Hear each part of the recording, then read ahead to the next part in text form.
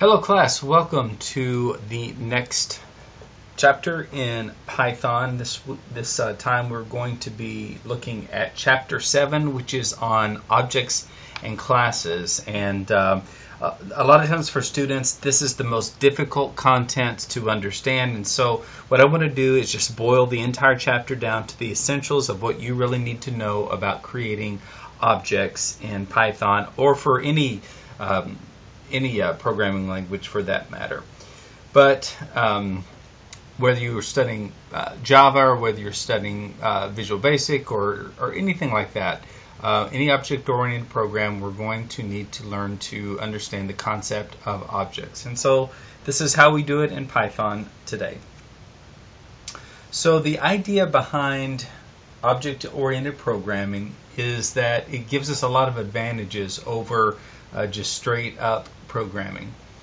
For example, it allows us to scale up our applications to a much larger scale. We don't have to recreate a lot of extra things. You can basically create what's called a blueprint, and once you've created the blueprint, then you can reuse your code pretty efficiently in order to do the same thing over and over again. And this can be really useful, especially if you're say for example you're writing a program that creates new students and stores them in a database. Then you would want to use object-oriented programming because there are a lot of data fields. You think about a student; a student's going to have a data field. Think of the student's social security number, their address, maybe their ACT scores, that sort of thing. Each of these, if you think of a student as an object, those data fields are not going to change between one student and another. So why create code that requires you to redo the same thing every time you want to create a new student? Instead, what you can do is you can define objects and then you can reuse your code really efficiently. So what exactly is an object? Well, your book goes into great detail about this, but think of objects as nouns, anything that could be a noun, or probably more easier to understand is a real world object. And so say for example we have a student, and a student is an example of a real world object. Maybe a dog even. I have a beagle, her name is Lacey, and so maybe a dog might be a real world object. Anything that we can create, or anything that is a real world, can be modeled in the real world, could be an object. And in object-oriented programming, our objects have three distinct values. The first is that of identity. And what this is it's a unique ID for each object, and this is managed by Python in the background. It's so that each time you create a new student or a new dog, it will be assigned a unique ID in the background. And so maybe an easy way to understand this might be, my name is Brian McMurtry, but I have a social security number, and that is a unique ID that uniquely identifies me. And so in Python, objects have a unique identity. Number two, objects have a state, and what the state is the properties or the attributes of a particular objects, and we also call these data fields. And so you think of a person. If we had a person object, well, some of the data fields, like I said before, might be their social security number, it might be their address, it might be, they're going to have the first name, a last name, they might have the color of their eyes, it might have the color of their hair, that sort of thing. These are data fields in which we can store information about an object. And thirdly, we have behaviors or actions, and these are special methods that are used to get or to return information from an object. And we also have methods that are used to set or store information in an object. We'll talk about that here in just a couple of minutes on how this is accomplished. But we use, in order to create objects, we need what's called an object class. And these object classes are used to store data fields and methods that perform actions. So in other words, when we create a brand new dog object, for example, we need to know what are the things that a dog can do and what are the properties of a dog. What, you know, in properties of a dog might be the breed, it might be their weight, that sort of thing.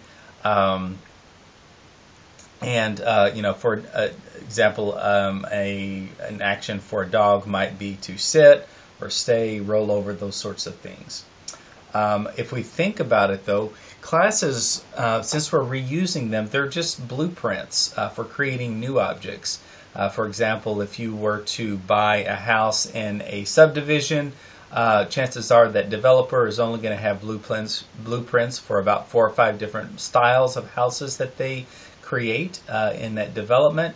And so that way they've only created the blueprints once, but they can recreate the house multiple times by using the same sets of blueprints. And that's exactly what we do with classes. For creating new objects, we have this one blueprint, and it spits out a new object based on that blueprint.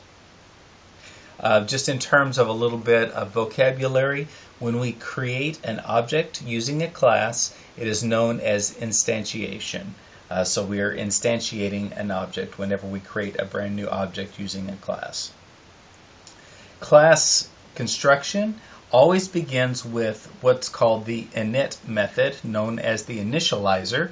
And what this particular method does is it defines the object's data fields, and it might also set some default value for the data fields. So what I've done in this particular class definition, it's called circle.py, and what it is it's just a class that allows us to create brand new circle objects. And so let's just kind of walk through the code here so that we can understand what it means. The first thing that we're going to do for this circle is we want to import math, because we're going to refer to pi later on, so we need to import math. And then we have what's called the class definition, and the name of the class is circle. It has to be anytime that we refer to that, we have to spell it correctly in terms of upper and lowercase and spelling, obviously. We have a colon after the class declaration. And as I said before, we have to have the initializer or the init method. And right here, this init method or initializer says that we are to create a new object called self, and that and we are defining one of those fields as the radius, and by default we're setting the radius to be equal to 1 by default, which would make a lot of sense because we can never really have I guess if we had defined something with a radius of 0, that wouldn't really make a whole lot of sense. But by default, we're saying the default radius of our circle is going to be 1. Okay, and so you might ask, what does this self mean? Okay, what's up with that?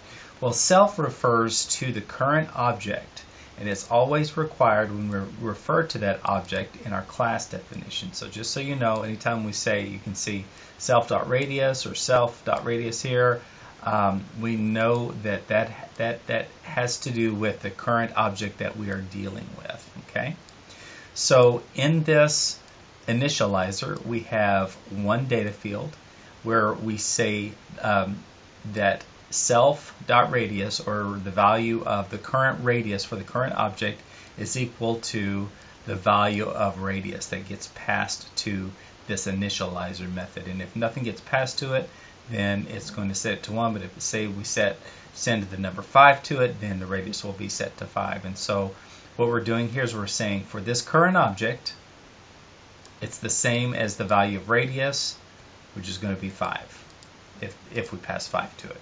Okay? And then we have 3 different methods here. 2 of them are what we call getter methods. And in a getter method, we calculate some things, and then we return it to the calling method. Okay? So we first defined a method called getPerimeter, We're not passing anything to it. We're just saying that the value of self is what it has, because it's not really, we're not really passing anything to it. We've already set up the value of radius. So basically what we're saying, whenever we invoke the getPerimeter method, we want to tell it to run this calculation. And so the perimeter of a circle is 2 times the radius times pi. And so what we want to do is this little calculation here. So return 2 times self.radius, which if we've passed 5, it'll be 2 times 5 times math.pi. And what it will do is it will return, it'll calculate and return the value of the perimeter of the circle. Okay. Then we also have a getter method to calculate the area, and it works almost exactly the same as getPerimeter, except the calculation's a little bit different, where we return self.radius times math.pi, because we know that the area of a circle is pi r squared. And then finally we have a setter method, which is used to set the value of the radius. And so whenever we invoke this particular method, we send radius, the value of radius to this method, and we say the value of the current circle's radius is equal to the value of radius that we pass to it. Okay, so all this is the circle class definition, and if we try to run it, it doesn't really do anything. I can try to run it for us, but whenever I run it, you can see that there's nothing to it. I'll try to run it again. You can see it doesn't really do anything because there's no executable code there. And what we really need to do is we need to create a separate class, which we're going to call createCircle. And what this code does is it's going to create a brand new circle object, and it's going to call our different methods. So let's look at this particular Python file to look and see what it does. Okay, so the first thing that we do is we want to import the circle method from the circle class. Okay, so in order to do that, in order to access this class, just as we've imported math here, we want to say from the circle class, circle.py, import circle. Okay, so from the circle class, I've lost my stuff here.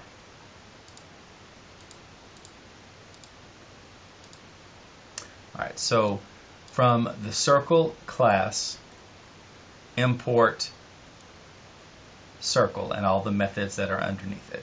Okay. This bit of code says, let's create a new circle object named C, and let's set the radius to 5. Okay. So we have a constructor that's expecting a radius. A value of radius. By default it's 1, but we're going to pass a value of 5 to this brand new circle. So whenever we say this is a brand new circle object called C, and we are calling the circle class and passing this one parameter to the circle class. Okay, and we run it, what's going to happen is it's going to, or when we do this, it's going to set the value of C.radius to 5.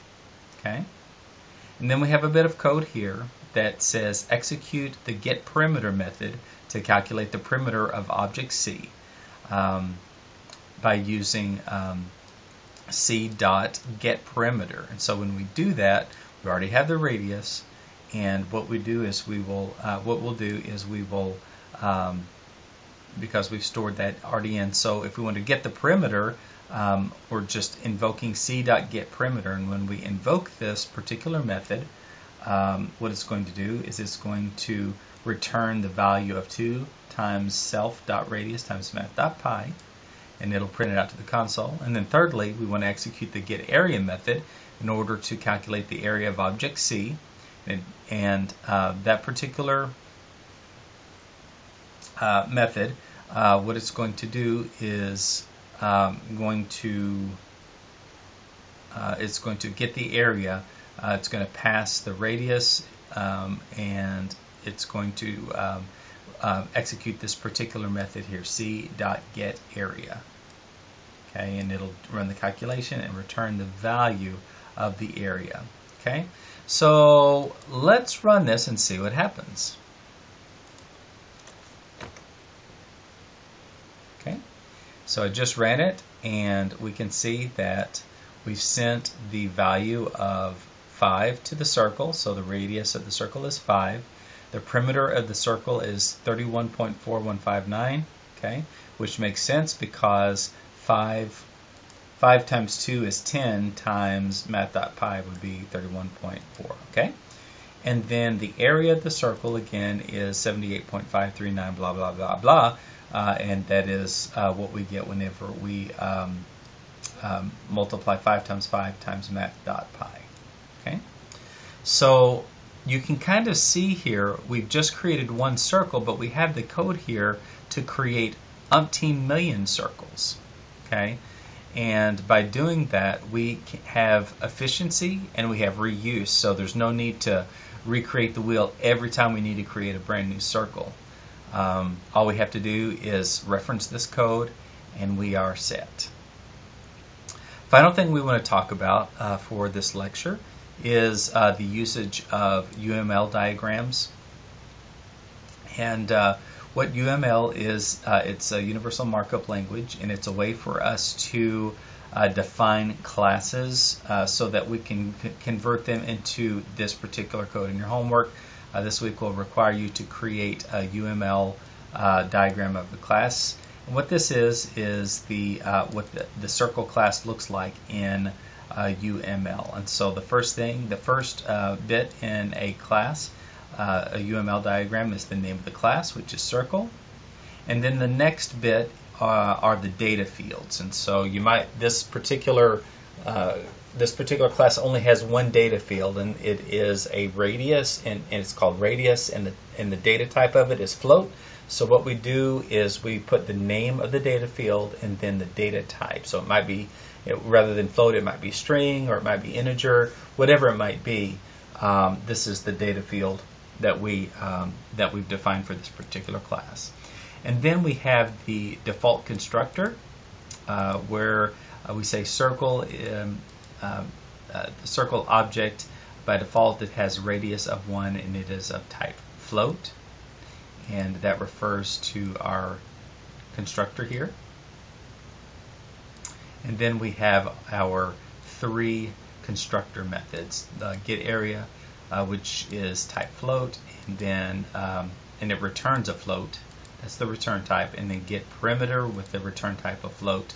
And then we have setRadius, which expects radius as a float, and because it's a setter, it doesn't really return anything. So that's why we have no return type. Okay? So your book gives you some good examples of UML diagrams, and it should get you well on your way to understanding objects. Again, this is difficult. This can be difficult if it's the first time that you've done it, but once you start creating circles, you'll kind of get the hang of it, and once you start creating objects, you'll get the hang of it, and it will be no big deal at that point. So, if you have any questions, make certain that you let me know. I'm glad to help. Have a great one. We'll talk to you later.